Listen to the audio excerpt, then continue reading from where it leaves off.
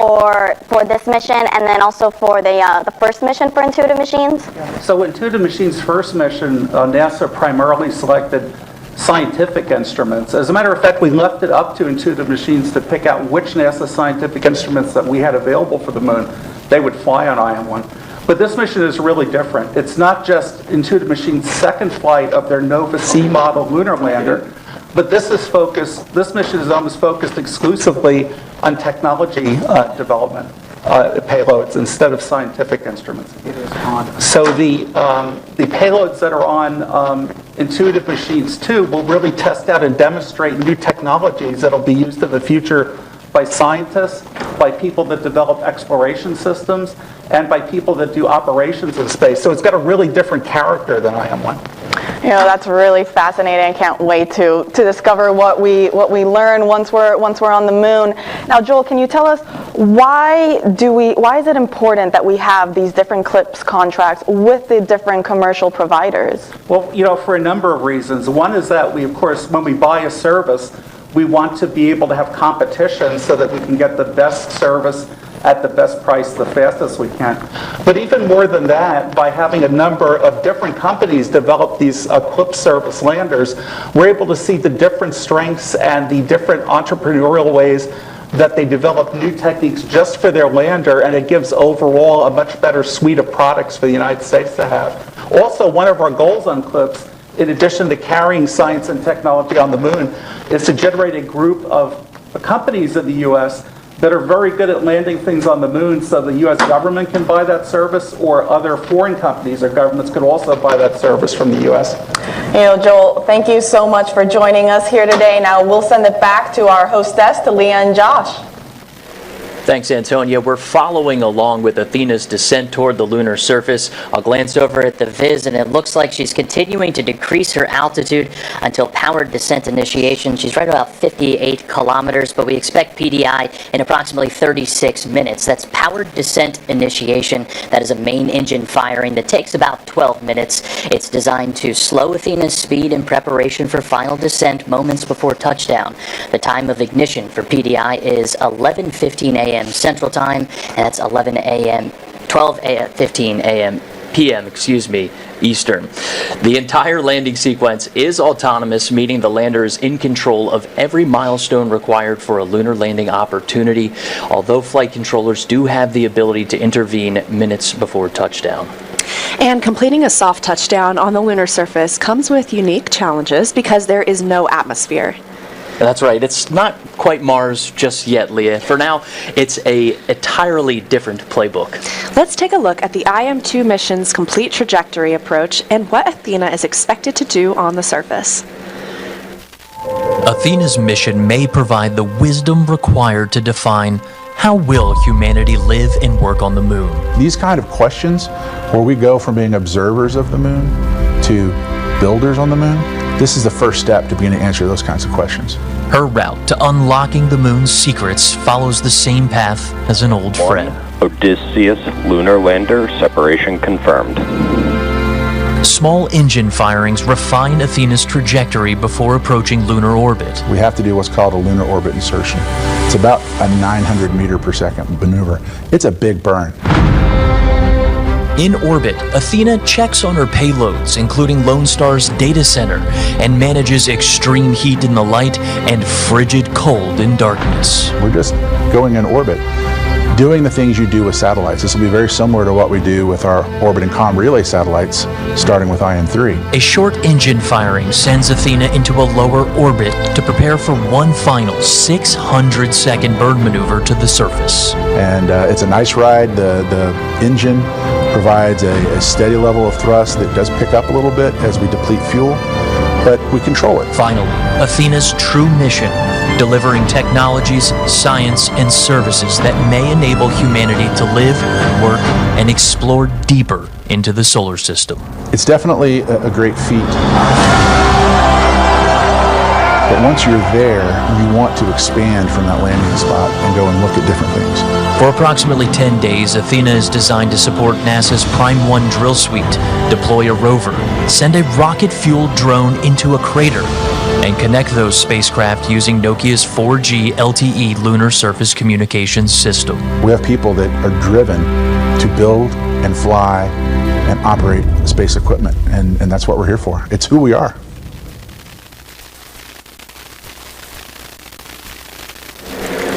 Well put from Dr. Crane there, Leah. That is who we are, but let's take a closer look at what we've built. This mission's Nova C-class lunar lander is named Athena. She's carrying 11 payloads, including NASA and commercial instruments to the moon, and including her solar panels, she's just over 15 feet tall. With the landing gear, she's just shy of 15 feet wide, and that's about the length of a standard car parking spot. The lander weighs nearly 1,500 pounds, with the majority of that weight at the base during landing. And it's capable of delivering about 220 pounds of payload to the lunar surface. And we've got a replica of Athena right here. So Josh, can you walk us through a few of the commercial payloads that are on board for this mission? Pretty convenient placement, right? We consider all of these commercial payloads to be pioneers on these early missions. Underneath the garage here, we have Lunar Outpost Map Rover, right, which is also connected to Nokia's 4G LTE system. That's our lunar surface communications system. On the other side, we have another interesting bit. This one is Lone Star's data center, and the lander itself is protected by two innovative technologies from Columbia Sportswear, helping to protect this mission, making sure Athena makes it to her intended destination, Leah. Athena and her payloads are expected to land on the Mons Mouton region of the moon. This is farther south than any lunar landing attempt ever. And Leah, that is significant. Just like Earth, there are places on the moon that are like landing in an open field. The South Pole is a different story. This mission's landing site is more similar to landing on a small platform.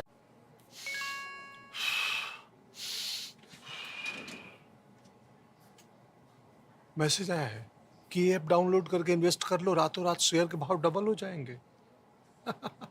कर लो download, अगर पैसे से हाथ धोना हो तो। Doctor रोगी Kumar, MBBS हूँ, MURKH नहीं हूँ। याद रहे, UPI कहता है अगर कोई आसान कमाई का लालच दे तो कहो मैं मूर्ख नहीं हूँ। Regions. We know because of the moon's tilt that the craters near the pole are permanently shadowed. They never see the sun. So they're extremely cold, and we believe that water and other volatiles could build up inside those craters and in the polar region, and that represents a resource for future robotic and human exploration. And also the poles are sort of lunar incognita in that they've been relatively underexplored. If you think back to the Apollo era of exploration, that was all sort of equatorial, and so there's still a lot to learn about them. Absolutely. And so can you tell us then a little bit then what's different then from both the landing locations of IM-1 and IM-2, even though they're in a similar area? I would say there are more similarities than differences between the two landing sites. The poles are a challenging location in that when you look at the moon, you have sort of the dark regions that you see, which in Latin are the seas and the lakes. They're relatively flat terrain. But we want to explore the poles. The poles are what they call highland terrain, more rugged, low sun angle, which makes them challenging. And so IM-1 landed about 80 degrees south. It's also the location that the NASA with Artemis wants to send crew. So we're gradually working our way towards the poles. We're about twice as close to the pole with IM-2, about 85 degrees south. About 160 kilometers, 100 miles away from the South Pole. And now, you briefly touched on it, but can you discuss some more of the challenges of landing in the South Pole? Yes, so I think when the team picks a landing site, there are really three parts to that. The first part, the most important part, is it has to be a safe landing site. The moon doesn't have atmosphere. It has hazards. You can't avoid craters, and so you have to have the capability to avoid them during the final part. You also have to avoid the boulders. So the first step is going to be a safe landing site. The second part is, are you going somewhere where the instruments and the payloads that you're flying, can they achieve the science or the technology goals that they want to do? And that's one of the reasons we've picked the site that we have. And the third, one of the reasons also the poles are for challenging is, unlike the near side of the moon where you'd see the Earth all the time and the sun would come up for 14 days and set, the sun is always on the horizon, and you play a sort of a game of orbital mechanics in that you need the sun and the Earth both to be up at the same time, and that changes every month. So the team has to take that into account as well. A lot of things to take into account. You know, Ben, this is going to be Intuitive Machines' second lunar landing. How are you and the team feeling? Oh, I think the best way to phrase it is nervous excited. I mean, obviously the landing is exciting and scary, but we're very excited about what we hope the payloads will achieve. One of the payloads, the hopper, is like a mini lander that can fly several kilometers, and one of the reasons the Mons Mouton region, it is one of the Artemis regions, one of the potential regions for crew. We're landing close to a small permanently shadowed 200-meter crater. We've put instruments on the hopper from Pulley Space in Hungary. It's a neutron spectrometer. It'll measure hydrogen. So it'll be the first ever time we've taken a direct hydrogen measurement inside a permanently shadowed crater. You know, very exciting times ahead. Ben, thank you so much for joining us. Now we'll send it back to Leah and Josh. Thank you, Tony and Ben. As a reminder, Intuitive Machines' lunar lander is taking NASA science and technology demonstrations to the moon under the Commercial Lunar Payload Services Initiative. We call it CLIPS. Under CLIPS, NASA asks commercial companies like Intuitive Machines to provide lunar delivery services that advance capabilities for science, exploration, or commercial development of the moon. This flight will deliver 3 NASA instruments for CLIPS, including a drill suite called Prime 1 and a laser retroreflector array, or LRA. These NASA payloads will focus on demonstrating drilling capabilities, investigating resources below the lunar surface, and analyzing surface and subsurface volatiles. As we continue to descend toward the lunar surface, let's take a closer look at these NASA instruments. First is Prime 1, or the Polar Resources Ice Mining Experiment 1. Prime 1 is a collection of 2 instruments that complement each other's work: the Trident Drill, which stands for the Regolith and Ice Drill for exploring new terrain, and M-SOLO, which stands for Mass Spectrometer for observing lunar operations. The Trident Drill will extract lunar soil, also known as regolith, up to 1 meter or approximately 3 feet below the surface. M-SOLO, the mass spectrometer, is designed to analyze the composition of that sample for water and other components. In addition, M-SOLO will measure the composition of gases released near the drill activity. This technology instrument will help demonstrate drilling capabilities that will help scientists understand the on-site or in-situ resources that already exist on the moon. NASA's next payload is the Laser Retroreflector Array, or LRA. It's a collection of 8 retroreflectors similar to the reflectors on your bike that enable precision laser ranging, which is a measurement of the distance between orbiting or landing spacecraft to that reflector that we have on Athena. LRA is mounted on Athena's top deck, so when a laser hits it, it reflects light back to the orbiting spacecraft. And LRA is a non-powered or passive instrument that's intended to function as a permanent location marker for decades on the moon.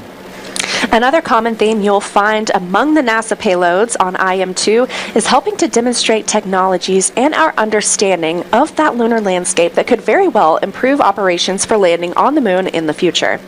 The technology on IM-2 will provide valuable data to help us better understand the moon's surface and allow us to gather insights that will shape the future of lunar resource utilization. And Leah, using CLIPS as a springboard, Intuitive Machines really based that innovation off of that. We designed and developed a complete lunar program to help support CLIPS and carry out an essential directive underneath that initiative that calls for the commercial development of the moon. That opportunity for Intuitive Machines expanded services outside of NASA payloads, opening doors for commercial industry to achieve those lunar ambitions. On IM-2, there are 8 commercial payloads flying alongside NASA's Prime 1 drill suite and Laser Retroreflector Array. That includes commercial payloads from around the world, like Lone Star's data center, a rover from a company based in Japan called Diamond, Columbia Sportsmare, and a couple more we'll touch on here just in a second. Absolutely. Some additional payloads on board Athena are largely driven by NASA's Space Technology Mission Directorate. These are NASA-sponsored experiments, but developed by private companies. These are also called tipping point awards. These tipping point initiatives are valuable to the lunar economy as we move toward returning to the moon. And as part of NASA's Tipping Point initiative, Intuitive Machines developed its micronova hopper. We call her Grace, and she's a rocket-fueled drone designed to hop across the lunar surface and into a crater, a place humans and rovers are unable to access. After Athena touches down, Grace is designed to fire her 3 hydrazine engines to lift off from the lander, making her initial landing not too far from Athena. And over the next several days, Grace is expected to make 4 hops, and the 4th hop, Leah, into a crater called Crater H. We intend to rename that crater perhaps with a little bit more personality. Can't wait to see what you come up with. NASA is interested in what Grace may uncover in the crater because there are regions inside craters that never see light from the sun, and that means they remain extremely cold and could have volatiles like water. And to detect things like water, Grace is equipped with 2 commercial payloads. One of them is a water snooper from Pulley Space, and another is a lunar radiometer from the German Aerospace Center. We expect Grace to take readings in the shadow crater for about 45 minutes before making one final hop out of that crater to transmit her data back to Athena. And Grace isn't alone on her mission. She's getting help from another NASA tipping point. To talk about these payloads and the Space Technology Mission Directorate's role in bringing these game-changing technologies to reality, let's send it to NASA's Antonia Jaramillo. Hey, thanks, Leah. Now joining me is Nikki Werkheiser, Director of Technology Maturations for NASA's Space Technology Mission Directorate. Nikki, can you tell us a little bit more about NASA's Tipping Point initiative and how it's being leveraged on this IM-2 mission? Of course. So the tipping points are really kind of the heartbeat of what we do in space tech. The whole idea is that technology really enables science and exploration, our commercial ecosystem. So we really want to have, just as much as we want to have exciting new technologies, we want to have new exciting ways to partner and be very agile and really leverage each other's strengths from the government and the commercial side. So the tipping points allow us to do that. So with the tipping points, industry, the companies that we're working with, put contributions in. They have internal research funds and development, and then the government puts money in. So we're true partners in creating these capabilities. Now, specifically on IM-2, why did NASA decide to invest on Intuitive Machines' micronova hopper, or Grace, and then also the Nokia lunar surface communication system? So I'm glad you asked. So we have something called the Lunar Surface Innovation Initiative, and it was started in about 2019, shortly after Artemis. The whole idea there was, in order to do anything on the moon, you're going to have a set of capabilities or technologies that everyone is going to need. Just your basic infrastructure, if you will. So things like power and surviving, the dust and the environment you're in. But 2 of the key areas that come up over and over again, of course, are autonomy and robotics and mobility, being able to get around. We all know that there are places on the moon that are more treacherous than others. It's a pretty rough environment.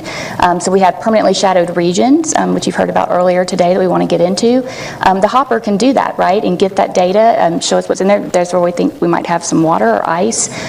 For the communications, that's a no-brainer, right? Every time I talk to, whether it's a 2nd grade class or my grandmother, then they would, when we have our cell phones, when am I going to have my phone on the moon? You have to be able to communicate. Whether you're in your rover and traversing, whether you're in your suit or in your habitat, you have to have a way to be able to communicate. So it's very important that we get this communications established. And aside from making sure we have communications on the moon, I guess how does NASA determine what other technologies are important to demonstrate on the lunar surface? Right. So this has been a lot of fun because what we really do is look at the larger, I'm going to say, ecosystem of both what NASA wants to do from an architecture perspective, but also from establishing a commercial ecosystem on the moon. So there are certain capabilities that you're going to need, those infrastructure items, if you will. So when you think about living and working somewhere like the moon, I don't know about y'all, but if I go to Walmart, if I go to Florida, I'll have to stop at Walmart and buy my flip-flops, right? You have to prepare for a lot of different things that could happen. So you need that basic infrastructure so you can be more independent from Earth and live and work. So things like power. I mentioned the dust. We learned in Apollo that the dust is very abrasive and very hard on your systems. So we have active, passive, and operational ways to control that. You notice I say dust mitigation, not solutions, because you have to mitigate it. Being able to rove around, being able to have communications, in situ resource utilization, which Prime will be looking at, on how we can use the natural resources where we are instead of being totally earth dependent. So doing those studies, understanding kind of infrastructure that everyone is going to need is how we pick and prioritize. So definitely a lot of important technologies. Yes. Nikki, thank you so much for joining us and speaking with us today. Now we'll send it back to Leah and Josh.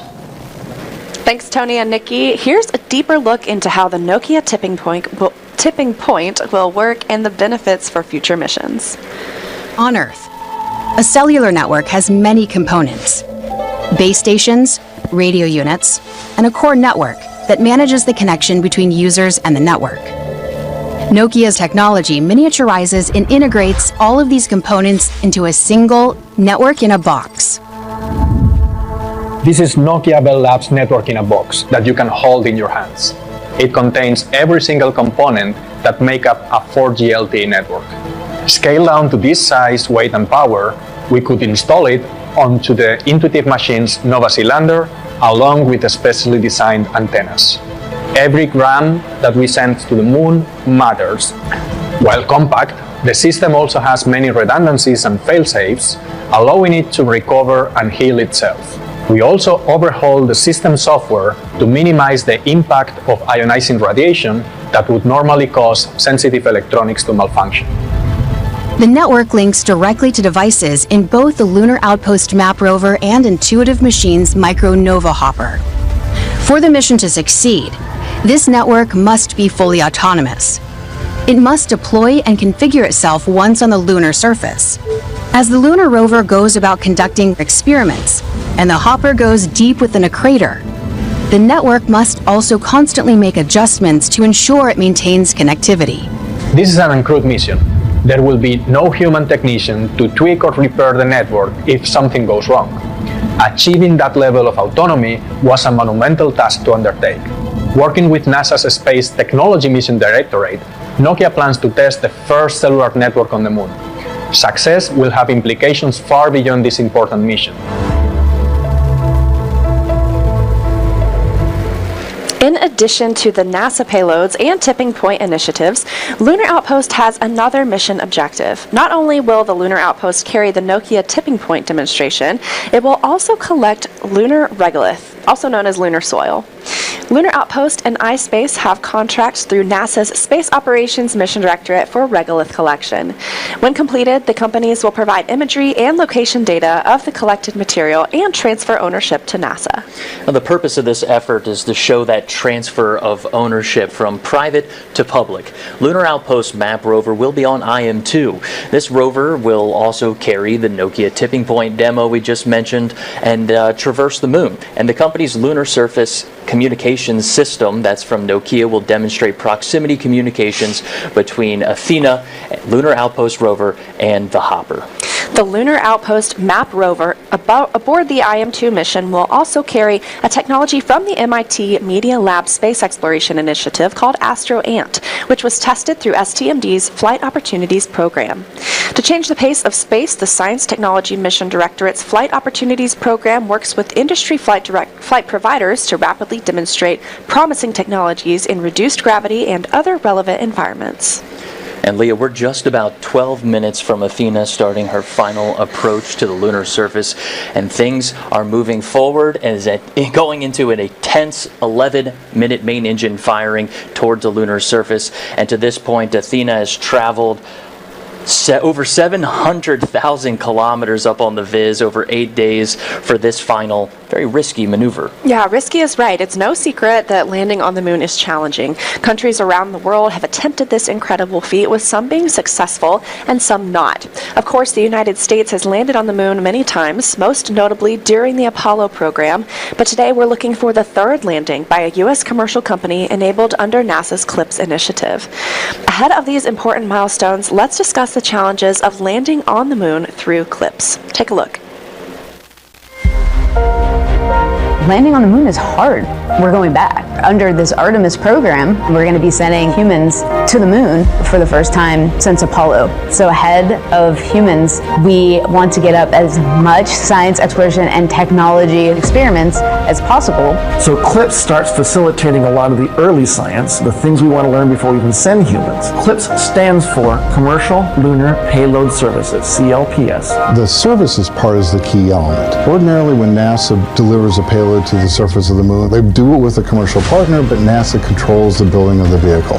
Now, we're buying the service of delivery of our lunar payloads to the surface of the moon. It is a delivery service, akin to a delivery service that you have here on Earth. NASA will provide payloads to a commercial company. They decide how to get it to the moon. They have to develop their own lander, but they also have to manage the entire end-to-end mission. It's meant to provide affordable, rapid, frequent access to the lunar surface through American companies. We're funding different companies. We have commercial companies that are competing to win task orders to deliver our payloads to the surface of the moon. One of the goals when we started CLIPS was to help establish a lunar economy. Somebody has to do it first, and then it becomes commercially available. Then they're able to crank them up. Then they're able to make it more affordable. And so the lunar surface is just the next frontier for a commercial environment. But we had to acknowledge up front, all the way through the highest levels of the agency leadership, that some of them will fail. These missions may not be as successful as a traditional NASA mission. We have accepted the risk that going through this innovative approach with these commercial companies, that there could be some failures. Some of them are new companies. None of them have ever successfully landed on the surface of the moon. So they're going to learn lessons. We need to give our vendors the opportunity to learn. And so that'll help ultimately buy down our risk as these companies learn, okay, what does it take to actually build up the lunar lander, integrate payloads, get to the lunar surface and land safely. They've been able to demonstrate that they have very, very good technical depth and the ability to design and execute missions. We're willing to take more shots on goal. We aren't risking human life. And in the big picture, if we're flying missions at 1/10 of the cost of a NASA mission and we fail 2 of them, we still get 8 missions for that same price. Even with 1 or 2 or 3 failures, this is still a very economical proposition. It's a risk posture which is more risk tolerant than NASA is accustomed to. There's not a single one of these companies that's willing to bet their mission on a coin toss. Every one of them is doing what they can in order to have the most successful mission possible. But the important thing to realize is that risk tolerant does not mean risky. And the rewards are a long-term ability to get payloads to the moon inexpensively, frequently, and rapidly. We want science, so we can then put more of our resources on even more science, exploration, and technology payloads and get more of a return on investment when we get to the moon. CLIPS provides tremendous benefit across the scientific and economic communities. So there's a lot we'd like to learn about the moon to help human habitation and prepare us for missions to Mars and beyond. So the moon is the first step. We are coming up on just about 22 minutes from Athena's planned lunar landing attempt. Let's take a live look into Nova Control. Josh, can you tell us what's going on right now inside your Mission Control Center? Well, flight controllers are all monitoring Athena's flight data in near real time. That means Athena is sending data from nearly 250,000 miles away to ground stations contracted by Intuitive Machines across the globe and into Nova Control. The mission director and landing system experts are looking at a screen called the Deorbit Descent and Landing, or DDL screen. It's used primarily while Athena orbits the moon through to landing. That same data flow is being interpreted through a video game engine to create what we call the viz that you see on your screen right now. Well, we have made some improvements to increase the fidelity and reliability of the viz. We expect to keep it up for you during the landing, although the last few seconds may be an estimation of what's happening, as Athena may lose communications contact, particularly when she pitches over right before vertical descent. Right now, looking at the viz, it shows Athena approximately 15 kilometers above the lunar surface, so we're getting close. Now, when the lander makes it down to about 10 kilometers, we expect Athena to continuously fire her main engine, throttling down until softly landing on the lunar surface. And Leah, that final burn is called Powered Descent Initiation, or PDI. Athena must slow down by about 1,800 meters per second, which doesn't mean too much until we typed it into Google. That's about 4,000 miles per hour. That's because she's approaching her landing site coming down from orbit, so she has a lot of lateral speed. You can think of PDI like hitting the brakes on your car in order to make a safe turn. But in Athena's case, that turn is moving into a vertical upright position to start descending down to the lunar surface. PDI should be starting here just in about 6 minutes, I believe. Leah? The teams here in Nova Control have been working diligently over the past 7-8 days to take us this far. Now, again, only 15 kilometers above the lunar surface. We're following the countdown to Athena's landing attempt, but for now, we're heading back over to Tony Jaramillo, who is standing by with NASA's acting administrator, Janet Petro. Tony? Thanks, Leah. It's always an honor to be joined by NASA leadership, and joining us now is Acting Administrator Janet Petro. Janet, we're getting 20 minutes until landing. How are you feeling? I'm feeling super excited. I got a little nervous, fingers crossed, toes crossed, but looking forward to it. Absolutely. I have everything crossed too. Can you tell us a little bit more about the challenges of landing on the moon, especially for these uncrewed robotic spacecraft? Yeah, so even, you mentioned these are uncrewed, but even back in the Apollo days, the 7 times we landed on the moon, it was very, very challenging, required a whole bunch of simulations and demonstrations to get that right. And so for the uncrewed, so each lander is unique, so each is developed differently, and the harshness of the environment with no atmosphere, the dust that's going to spring up when it lands, all these conditions make it really, really hard to do it right and get it right. And so one thing I found from the Firefly from last week, all these companies know how hard it is. Sir आप बहुत lucky हैं कि आपके बेटे ने health insurance और बाकी सारी फॉर्मेलिटीज टाइम से पूरी कर दी है। मेरा बेटा? तो फिर आप? पॉलिसी बाजार। क्लेम के टाइम पे हमेशा आपकी हेल्प को तैयार। पॉलिसी बाजार 1 करोड़ का हेल्थ इंश्योरेंस सिर्फ 360 रुपए महीने से शुरू। Got to work perfectly together. So these companies that they support each other, and I started to say we were at Firefly, and several of the other companies sent them in coffee and donuts because they know how stressful it is for the team as they're coming in for a landing to make it, and hopefully it'll go right. But it is really, really hard to make sure that all the systems are working seamlessly and perfectly, and that as they get closer and closer to the lunar surface, that the rugged terrain that they're about to land on, it all works out. And the South Pole is increasingly challenging with the very, very deep craters that are there. The low level of light and the angle of the sun make that even more challenging. So it's harsh. It's harsh. It absolutely is, and it's just even more impressive when the teams then are able to land, well. Janet, can you tell us how these commercial then lunar flights that are part of the agency's CLIPS initiative, how are they helping us then in our own Artemis missions when we send humans back to the moon?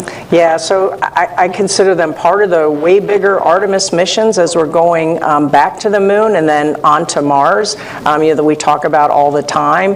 And so CLIPS, the Commercial Lunar Payload Services, I just think it's a brilliant partnership between NASA and innovative companies to come up with their own concepts and ideas and help put forth science and instruments earlier than we're going to be able to get humans on the moon. And we'll be able to learn a lot from these instruments and payloads that we're deploying. Things like, the water ice. Maybe we can find some water ice, different roving mobility techniques. Of course, looking at all the lunar resources and the drilling, drill baby drill that we're going to do on this mission. So all of that we're going to be able to apply to Artemis when we get humans back on the surface of the moon, and then as we go out to Mars. And again, I think CLIPS is a brilliant partnership.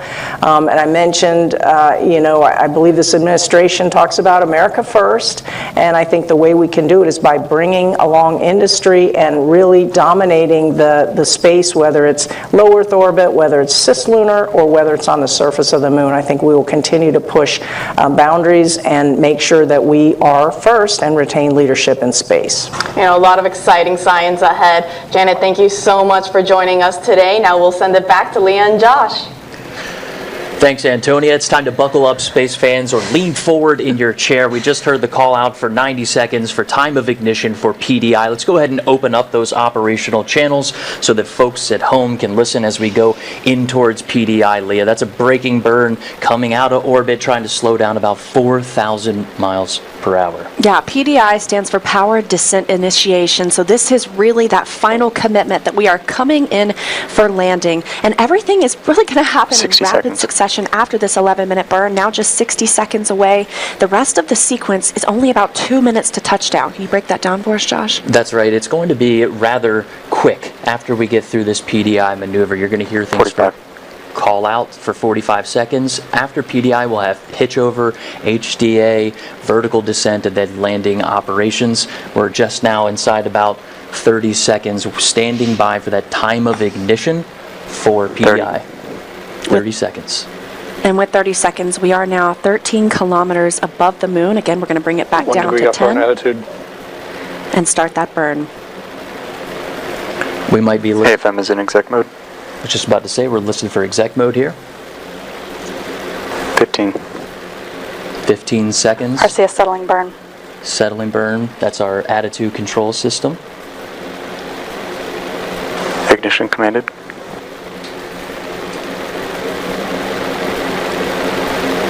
Ignition and main stage. All right, let's go ahead and start our stopwatches here. Cameras are running. We'll be listening for that max thrust. AFM mode is breaking 1. Chamber pressures look nominal. Good calls. They're not going in at 100% here, Leah. They're going in about 90% in case they need a little bit more oomph on this braking burn. Again, this is about good control. About an 11-minute burn, but the engine does not cut off at the end of this burn. It just continues to throttle down until we land softly on the lunar surface. And we're listening in to hear some good confirmations of data. If you hear good confirmation of data, that means that that data is making its way to the viz, what you're watching right now on your screen. We do expect to lose some of those communications, especially during that pitch over maneuver at the end of PDI. That's when the lander will be changing its attitude and maybe those antennas aren't pointed directly back to Earth. It's something we expect, something we plan for, but one thing that's unique to the lunar south pole is what's called multipath, and that's when you have radio waves reaching their intended destination back at Earth after they're taking a different route, maybe bouncing off a crater or a ridge. So we do expect less than optimal radio signals on the surface, but that's something we have to plan for, and it's something that's reflected inside the viz here. So if the viz does lose communications, it's going to continue moving in its last estimated vector. So folks at home, you might be seeing the lander touch down on the surface, but the ultimate call of confirmation and what is happening is going to come from that mission director seat. You see it in the small box on the bottom right hand of your screen. That's Dr. Tim Crane in the mission director seat today. Coming up on 1 minute and 45 seconds since the start of the burn. Again, an 11-minute burn using the main engine aboard Athena. And if you're watching the viz and it looks like Athena is traveling parallel essentially to the lunar surface, that's because it is. This is a braking burn. Confirmation 2 minutes in, and a better picture on the viz that shows just chamber pressure still nominal. Continuing to get good calls, but the next step will be pitch over. So during that pitch over time frame, Athena will begin to upright itself and prepare to descend down to the lunar surface, and also activate HDA, or hazard detection and avoidance. Can you break that down for us too? Yeah, we touched on this at the top of the show, Leah. We are going in at about 450 meters for PDI versus our originally planned 400 meters, and that's because we had some uncertainty and variability within the recent landing measurements, going in about 50 meters higher, allowing those flight controllers to manually confirm and screen alternative measurements. But we do expect that our estimated landing time will stay closer towards that estimated 11:30 Central Time. That's 12:30 Eastern. And right now we're standing by, just about to hit 3 minutes into this burn. We're listening for 3 minutes in. There it is. How about that? And we're listening in to hear for things about how many kilometers uprange we may be. We know this braking burn will continue to happen until about 2 kilometers from our intended landing site. Now that intended landing site is where Athena... Still processing good depause. Hey, that's a good call. All right, folks at home, that depause is that delta position, meaning the lander is taking pictures in flight And she's comparing those two pictures together to determine how much have I moved and figure out how fast did I get there in order to affirm that Athena's going in the right direction, making the right moves going forward. Another good thing about DPAWs, we're getting good comm. So on your screen at home and you're looking at the viz, you're looking at, what is this, about 16 meters. That may be off, about 16 meters. We'll stand by for a call out to confirm maybe altitude as well as distance to the landing site. But if they're getting good DPAWs, they have good comm. Again, we do expect, plan, and train for a loss of comm right around the pitch over time frame, and maybe also as well as we descend towards the lunar surface, making sure that our radios and antennas are in the right config. 490 seconds left in the burn. 490 seconds left in the burn. That's code for, we've been burning for about 4 minutes, Leah. We'll stand by to try to get some more data and call-outs here, maybe some kilometers up range as well as the mixture ratio, trying to figure out the vehicle's performance, that mixture of liquid methane and liquid oxygen.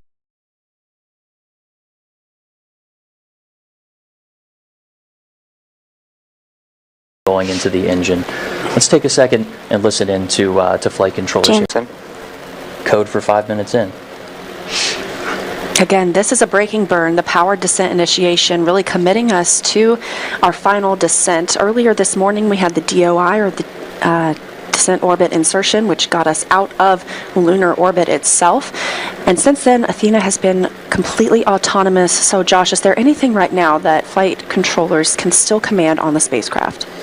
That's a good point. I mean, there is an autonomous process that is bringing Athena from descent orbit insertion, triggering powered descent initiation, and then through to the lunar surface. Flight controllers do have a few options to manually intervene. We talked about allowing a little bit of extra time with that additional 50 meters for 400 PDI. seconds left in braking. 400 seconds left in braking. We're almost up on 6 minutes inside of this burn. But that extra 50 meters is allowing flight controllers to manually confirm and screen alternative measurements, as we did have a little bit of uncertainty and variability with recent landing measurements. By my count, we're just crossing about 6 minutes, Leah. That means we're GNC 175 acknowledged. Another guidance, navigation, and control mode call out there. We are over halfway into this 11-minute burn using the main engine on Athena. AFM is in braking 2. Braking 2, progressing through that PDI count, Leah. 250 seconds left in braking. 350 seconds left in braking, just crossing over the 6.5 minute mark since PDI, powered descent initiation. This is one continuous burn from PDI all the way down to the surface. VFM mode is DPAWs only. All right, we're still processing delta position. Those are camera measurements the lander is looking at and making decisions. One of those decisions will be using hazard detection to fly to an intended landing region and then autonomously make those decisions of a safe site, whether that's safe from boulders or steep slopes. We'll hear those call outs after we pitch over. You'll hear HDA, and that's what we're listening for to figure out where those hazards are and choose a new landing site. Now over 7 minutes into the burn, this braking burn, 300 seconds left in braking. specifically 300 seconds left, this braking burn... Engine is still healthy. And great confirmation about the engine itself. That engine is bringing GNC us... 176 acknowledged. उड़ी बाबा जियो BP में international quality fuel सब के लिए at no extra cost. Watching the viz here, so I think folks at home will be seeing the same thing. Remember, this is data being streamed down from a lander that's braking about 4,000 miles per hour, trying to feed that data back 250,000 miles away. TAL is EBNO at 5 dB. Just to enjoy a little view. 8 minutes elapsed. Camera's now in braking 2 mode. We are still inside of PDI, braking 2 mode. 250 seconds left in braking. So we cross over 8 minutes into this burn. Again, about an 11-minute burn. We don't expect the engine to reach full 100% thrust. It's really a throttled approach.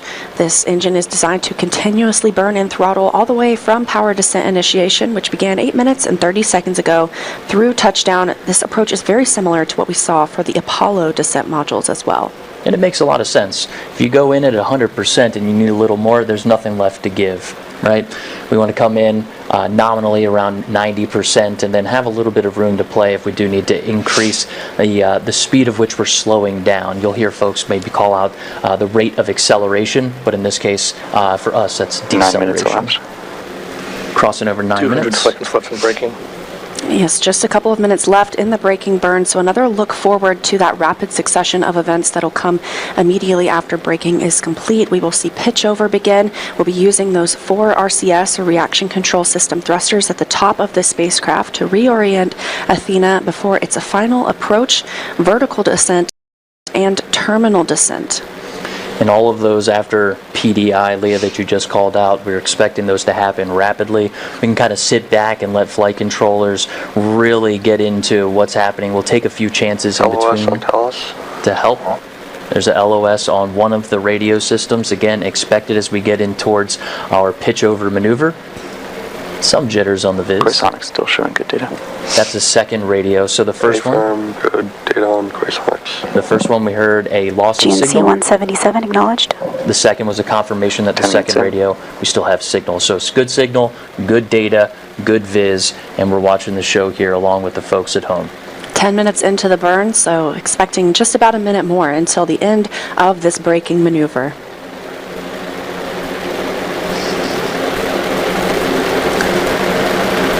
We expect and plan for pitch over just about 2 kilometers away from the intended landing site. That gives Athena a little bit of time to pitch over and start looking forward using her navigation sensors to detect different hazards, as well as her altitude, to lower down to the lunar surface at approximately 1 meters per second if all goes towards plan. There's LOS as we approach our pitch over.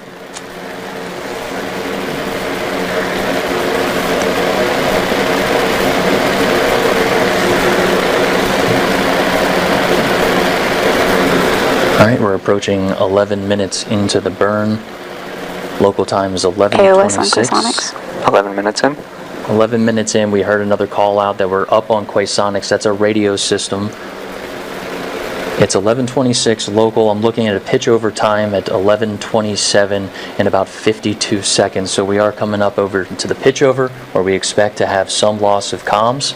Earlier we talked about multipath. That is very unique to the lunar South Pole, where our radio signals are using multiple ways to get to the same destination, whether that's from bouncing off the harsh terrain or some different polarity issues down there on the South Pole. We expect to have a weaker than normal signal, but we still want to make sure we get that confirmation, Leah. As part of that confirmation, we're going to safe the vehicle, figure out the status there, and then start working on pictures after everything's safe. Maybe around 2 hours after landing, we can cherish that photo. LOS on Quasonics. There's that loss of signal on one of the radio systems. We approach 12 minutes into PDI. Again, the engine will continue to fire, albeit it will continue throttling down as we approach the lunar surface. And a reminder, the viz is a simulation based on flight data, but if we do lose contact with the lander, which can be expected based on the conditions at the lunar South Pole, we will continue to see projected data on this visualization. And we're approaching G, as in ground, to 2 minutes. We expect to drop this clock here in 2 minutes and take all of our commands from inside of Nova Control. The bottom right hand of your screen, that's Dr. Tim Crane, our co-founder and Chief Growth Officer, also sitting in as Mission Director for landing this IM-2 mission. Standing by for the latest information. Let's wait one.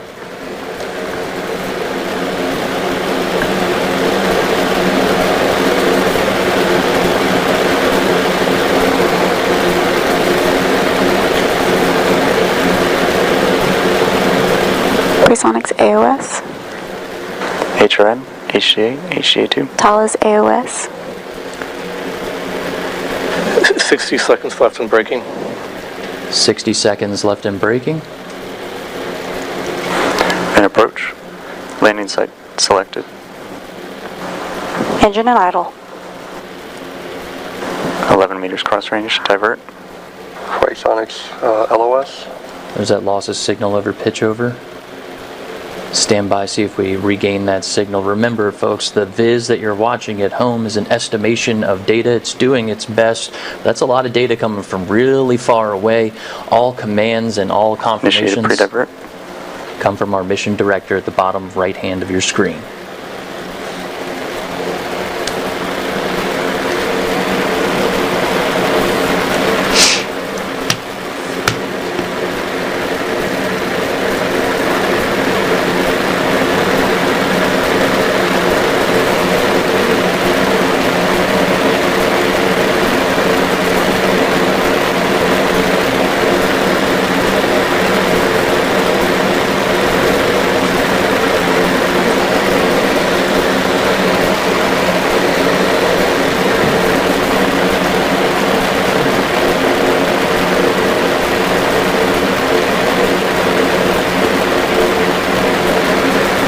Again, we are standing by, monitoring the viz just as you are at home, along with Nova Control.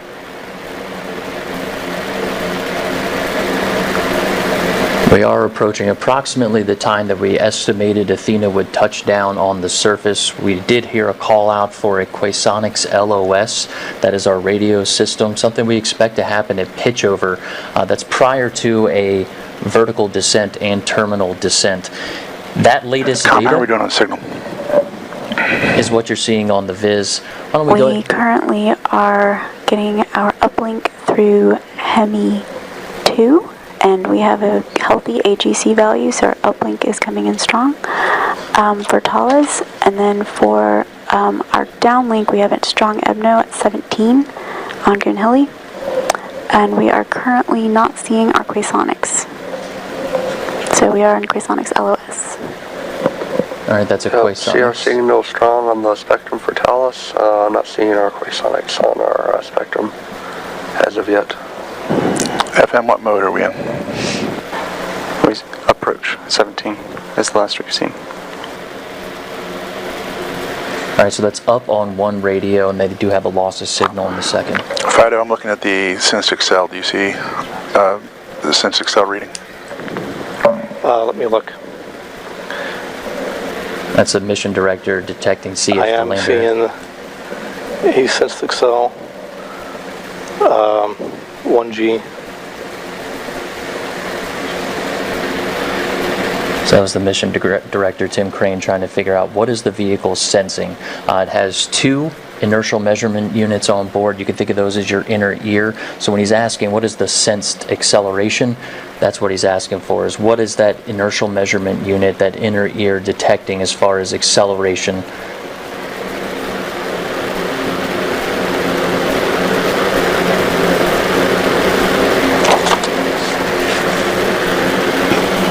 Again, as we've mentioned, the viz here is just an interpretation of landing. Yeah, let's go ahead and stay on Nova Control. Looks like the viz is hovering. We can't. What are you seeing on the engine? The engine is still in idle at min thrust. We are still seeing chamber pressure. So we're getting good data. We heard that we have one radio up, one radio loss of signal. We just heard that we have seeing guidance to solution for time to go as increasing, just indicating to me that it is the onboard nav state is not decreasing in altitude.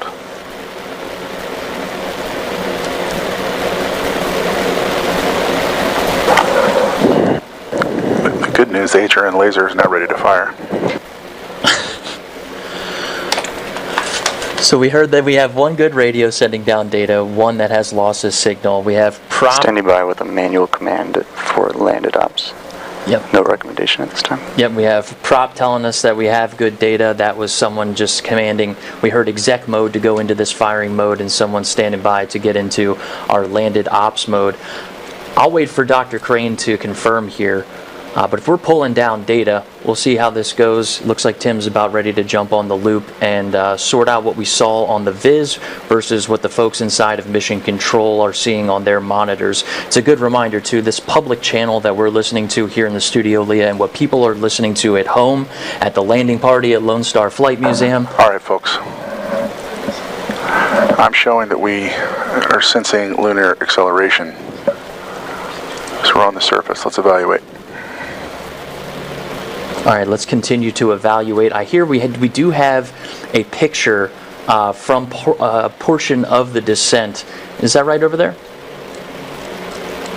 All right, so that's a picture during braking, about 10 kilometers up from the lunar surface that we do have while we wait for a little more information. We can confirm the engine is still running and therefore needs to be upright. If we were in a different configuration, the engine would have snuffed. Okay, so we have confirmation. I believe that was from Con that says the engine's still running. This picture you're looking at, the 10 kilometers up during that braking burn, that powered descent initiation, that long burn that brought us 4,000 miles per hour braking burn. Incredible shot. Yeah, that's what I'm saying as well. All right, there's another view there. Looks like from this panel we're looking at the garage, so that's Lunar Outpost Map Rover inside of that square right there, Leah. And this looks like it's probably about the same altitude, maybe about 10 meters above the surface. And one more here for everyone. It's about the same altitude there, maybe a little bit more exposure, but these camera's still running in HRN mode. These photos came down for us just a few moments ago. Wanted to share those before we jump back into Mission Control as flight controllers are looking at this dynamic situation and learning. Yeah, go ahead and put us in landed ops. It looks like we're down. We need to evaluate that situation, and I'd like to get a picture. As they say, picture it didn't happen. Hello, so Dr. Crane's onto it right there. A couple things here, Leah. FM3402 was acknowledged. AOS on Thales. What we're hearing in our ears and what folks at home are listening to are not the only channels. Check your systems. That Mission Controllers are working on. It's an engine shutdown notice. We'll see what comes out of this. But they are all on different loops having separate conversations, so all the information that we have, that folks have at home, isn't necessarily the exact vibe inside the room. So we'll stand by and listen in to see what we have here. I did hear Dr. Crane call out that they are getting readings for lunar acceleration. To the post-landing core procedure.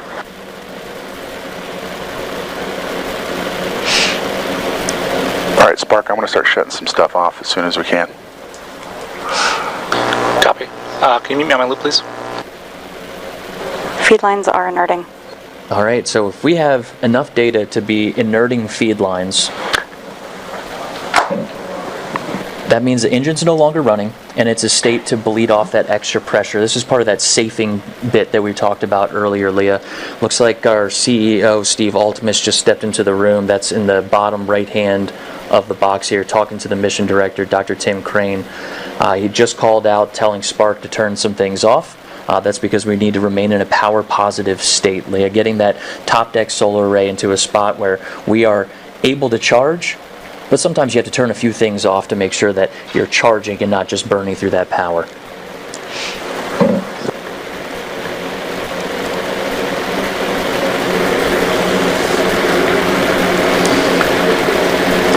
All right, by my countdown clock, it's been about 22 minutes since we started that PDI, Leah. And again, we were anticipating landing at about 11:31 a.m. Central Time, 12:31 p.m. Eastern Time. It can get tricky with communications on the lander when you're in a... Prop, do we have insight to tank pressure if we turn off the Mogies and the Iggies? We would, yeah. All right, that's code for the... If you turn off Mogies, then we cannot inert or vent the tanks. Yeah. We can bring them back up though, right? Yes. How are my pressures? They are low at this time. Okay. Turn off the Mogies and the Iggies. Going. Could we turn everything off except the vent valves? Yes. That would be everything except MV103 and MV303. All right, all this activity is regarding the lander's propulsion system. They're going through deciding on how to vent it. We heard two things there, Leah. We heard MOGIs and IGIs. That's our motor engine gimbal system, right? And our IG is our igniter. So they're working through the process of safing this engine. At the top of the show, we talked about the priorities after touchdown, and being safe was first, followed by pulling down some health status information, and then images. And then just about 3 minutes ago, we heard Dr. Crane go ahead and say, FM 3403 acknowledged. we'll prioritize images. It's just about 9 minutes after the expected landing. So let's hang tight and continue to watch this problem and challenges unfold inside of Mission Control. Each one going through, finding this challenge, each one getting solved here. It sounds like they're still working through venting the engine system.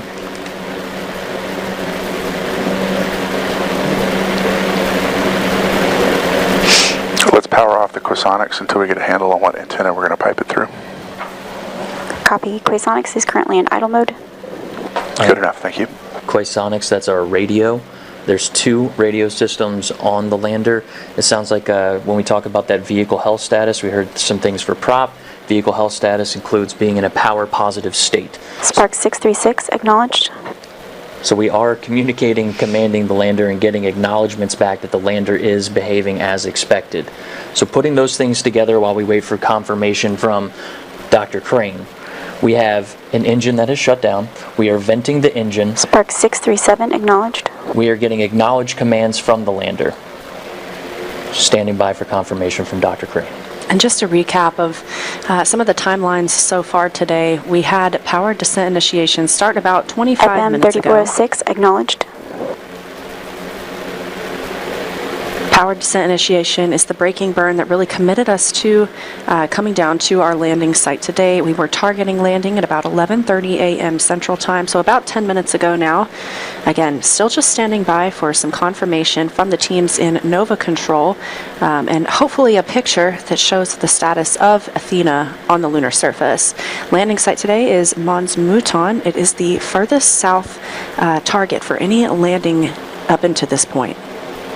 And pretty credible images we just went through. You know, for those to come down during Spark 638 acknowledged. during that landing sequence, showing during that deceleration burn, just about 10 meters, I believe that was, over the surface for those images. Let's see who we have in there.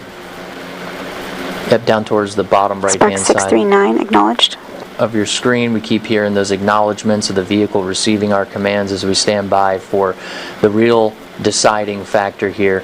Never a dull moment, Leah. And we did hear that they were going into Spark 640 acknowledged. commanded landed ops. So can you walk us through some of what that means? I know that includes safing the engine as well. Right, so there's different modes that we need to command, right? At the beginning of PDI, we hear the command for exec mode, all right? Spark 641 acknowledged. That's executing the burn maneuver, right? When we switch over into landed ops, it's a different setting on the lander in order for us to go through those steps, safing the vehicle first and foremost, that liquid methane, liquid oxygen engine. Yep, bring it down. Also, FM, I'd like a recommendation on whether or not we keep Talos 1 up or if we bring it down. It's going to be a decision on up and down for radios based on bring it down for now. We're taking the same pictures. I would not recommend powering down Talos.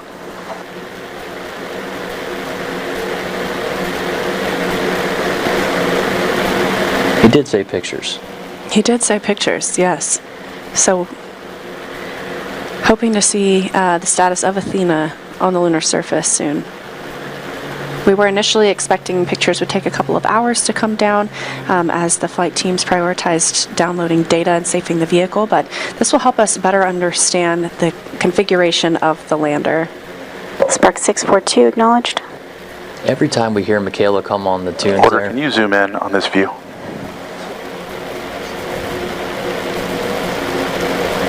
Actually, give me the spacecraft view. Spark 644 acknowledged. getting all these acknowledgments coming through. No, take task down. All right, we're going to see here. Looks like Tim's Star going to tracker's down. Keep powering down things that we're not using anymore. Mission director looks like he's looking up at the screen, maybe they're looking at a little bit of data that we do not have in front of us. Still standing by for confirmation. But we've heard a few steps go through the process, venting the lander system, hopefully pulling down data inside of mission control, confirming Athena's status on the surface. And then finally, it sounds like we've heard a couple mentions of pictures. We've shown a couple from that descent stage. And we're just going to keep standing by, looking into Nova Control here in Houston, Texas, just down the street from Johnson Space Center, to find out the situation inside of the IM-2 mission with Athena's touchdown. Again, that was about, nominally, the touchdown time is about 14 and a half minutes ago. Acknowledged. We're still in contact with the vehicle right now. We know the vehicle has shut down. Its engines are powered down. We are getting acknowledgement transmissions to the vehicle.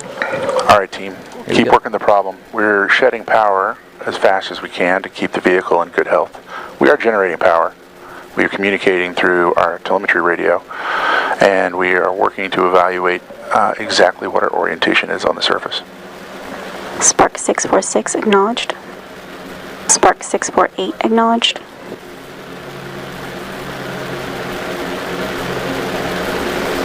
So good confirmations there, right?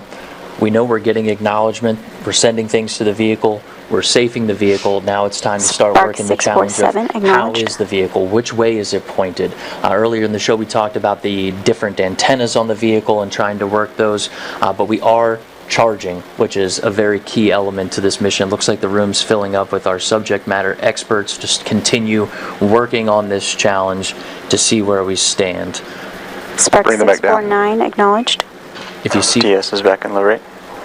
You see folks walking on the bottom right hand of your screen underneath the camera. That's because the room's situational awareness is about a 65-inch TV sitting underneath of there. So what they're pointing at could be data, could be confirmation. A little hard to see from this view, but as you see people exiting the bottom of your screen on the bottom right, there's a television monitor there that's helping them make some decisions. And as we cross over, it's been about 30 minutes since time of ignition for PDI, and we just hit 16 minutes since our nominal landing. If you're just joining us, we know we are sending commands to the vehicle. We have shut off equipment that has not been necessary. We know that we have an engine that has been shut off. We've commanded the vehicle into surface operations. We just heard from Dr. Tim Crane that we are generating power. We're turning things off that are no longer required. We heard one of them being the star tracker. It's one of the tools that we use to figure out Athena's position in space during flight. We're in landed ops. Now we're just standing by to hear what the full situation is. About 16 and a half minutes since nominal landing time, and a little over 31 minutes since Athena commanded her final engine burn. Spark PDI. 651 acknowledged. Like you said, Josh, we are Order, communicating. go ahead and turn on the displays for all the antennas. We're Okay, so you're communicating. going to see everyone looking up at the screen here. So when they're calling back to order, that's actually Spark 652 in the acknowledged. back left of the bottom right monitor. They're changing screens inside the room. Situational awareness television up front, right in front of the mission director. Just asked to pull up the antenna configurations, trying to figure out 653 acknowledged. which one's pointing back toward Earth, which might be the best one to use. Towards the top of the show and during PDI, when things got a little spicy, we talked about multipath, Leah, and that's something that we expect to happen on the South Pole. It's something we learned from during IM-1, quite frankly, with Odie. Being on the surface and radio waves taking multiple paths to get to the same destination.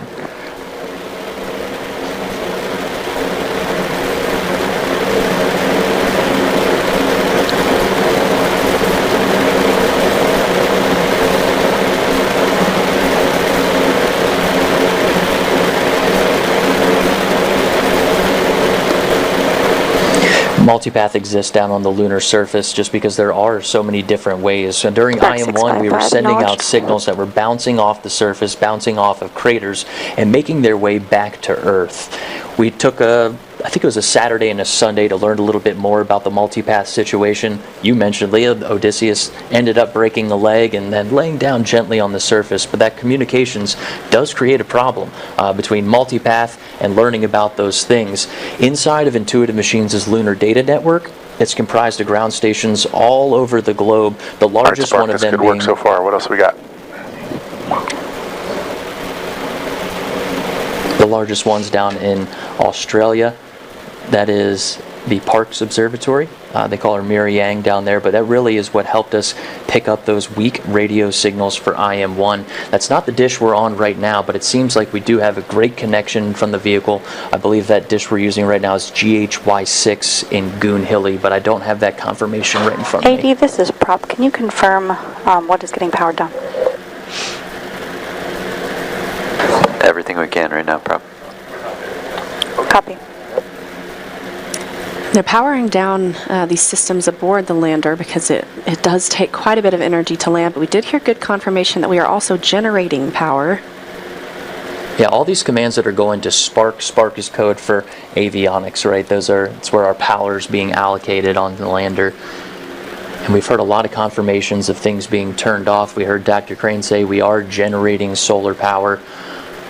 At last check, we heard Mission Director call out to look at the antenna configuration on the room's situational awareness model screen, and we're still standing by to see where this is going to go.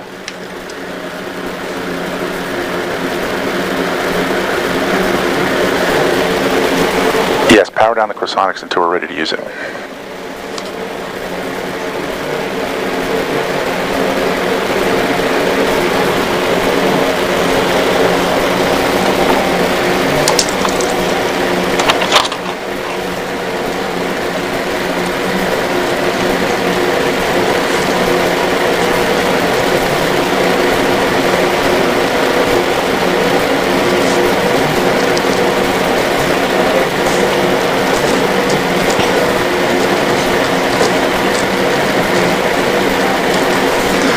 About 20 minutes now since our intended landing time today. Again, we were expecting that around 11:30 a.m. Central.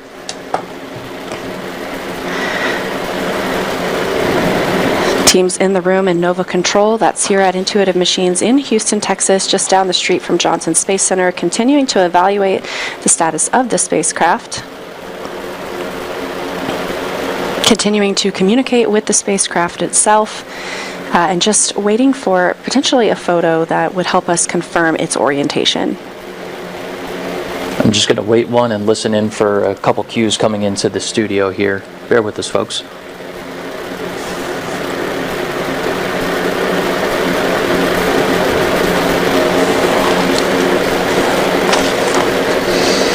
Thanks again, folks, for joining us for the IM-2 mission's landing coverage. I want to go over a few things we do have coming into the studio, into our ear, that we can confirm while the folks are working inside of Mission Control on their own challenges, but a couple things that we do have that we can confirm. Athena is on the surface of the moon. The team is going through the process of powering down systems that are not required. We heard the mission director call out that we do have solar charging, so we continue to hear them in our ear that they're turning off different systems that are not required. We are working to figure out the orientation of the vehicle, which is important because those are our antenna systems that will determine how much signal we're going to have and when we can start bringing down things like vehicle health data and other images that can help us to confirm. But we are communicating with the vehicle. We've heard throughout our intended landing time, through now different call outs, making it to the vehicle. We have direct communications contact, and we would tend to bring out some more information as we continue to assess this dynamic situation inside of Mission Control.